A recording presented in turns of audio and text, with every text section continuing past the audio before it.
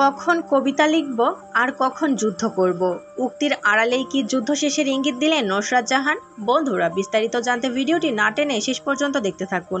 আর একটি বিশেষ অনুরোধ, দয়া করে আমাদের চ্যানেলটিকে সাবস্ক্রাইব করে পাশে বেল আইকনটিতে ক্লিক দিয়ে রাখুন, যাতে সব ধরনের আপডেট খবর সবার আগে আপনি পেয়ে যান। মনের কথা প্রকাশের এক আজব খেলা। কখনো পছন্দের কিছু মুহূর্ত ক্যামেরায় বন্দি করে ভাগ করে নেওয়া, কখনো খ্যাতনামীর উক্তি ধার করে মনের কথা বোঝানো। এই প্রবণতা তারকাদের অনেক দিনের। রাগ, দুঃখ, ভালোবাসা, মানবিমান, প্রেম, অপ্রেম সবটাই তারা বুঝিয়ে দেন এইসবের মাধ্যমে। আবার প্রয়োজনে অস্বীকারও করেন তারা। এই যেমন নুসরাত জাহান, যশ দাশগুপ্তের সঙ্গে নাকি তার দূরত্ব বেড়েছে, এমনই গুঞ্জন টলিপাড়ায়। যশ নুসরাত যদিও একাধিক সংবাদ মাধ্যমে সেই কথা অস্বীকার করেছেন, কিন্তু নায়িকার বিখ্যাত উক্তি ধার করে মনের ভাব প্রকাশের প্রবণতা অন্য কথা বলছে।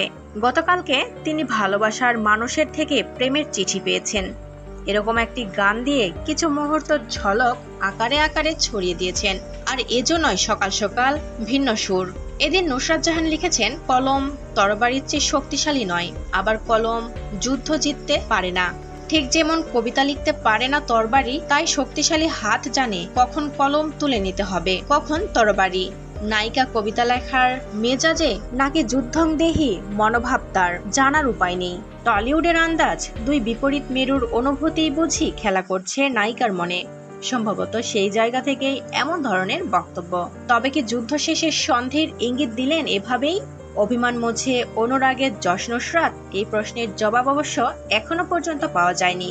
সম্পর্ক ভাঙার গুঞ্জন ছড়ানোর পরেই একইভাবে গীতার একটি শ্লোক ভাগ করে নিয়েছিলেন নুসরাত জাহান, আর সেখানে লেখা ছিল, সর্বধর্মান পরিত্যাজ্য মামেং শরণং ব্রজ, যার বাংলা অর্থ করলে দাঁড়ায়, সব ধর্ম ত্যাগ করে শুধু আমার শরণাপন্ন হও। নায়িকা যদিও ইংরেজিতে এটি লিখেছিলেন, সব ত্যাগ করে আত্মসমর্পণ করো, তবেই জীবনের শান্তি আর স্বস্তি পাবে। গীতার এই কথাটি শ্রীকৃষ্ণ অর্জুনকে বলেছিলেন। তবে নুসরাত কার উদ্দেশ্যে বার্তা দিয়েছিলেন? এদিন যশের ভাগ করে নেওয়া ছবিটিও কিন্তু যথেষ্ট ইঙ্গিতপূর্ণ ছিল। তিনি হাসি মুখে ঘরে বসে, তার গায়ে নতুন সকালের এক ফালি রৌদ্রের লুটোপুটি। এ তো রাগ নয়, এ যেন অভিমান। এ কথাই কি বলতে চেয়েছেন তিনিও? তবে কি অবশেষে মিটকুট হয়ে যাচ্ছে যশ নুসরাতের? বন্ধুরা, যশ আর নুসরাত কাপলকে আপনাদের কেমন লাগে অবশ্যই কমেন্টস করে আমাদের জানিয়ে দিন। আর পরবর্তী আপডেট নিয়েও সবার আগে পেতে হলে আমাদের চ্যানেলটি সাবস্ক্রাইব করে পাশের বেল আইকনটি অন রাখুন।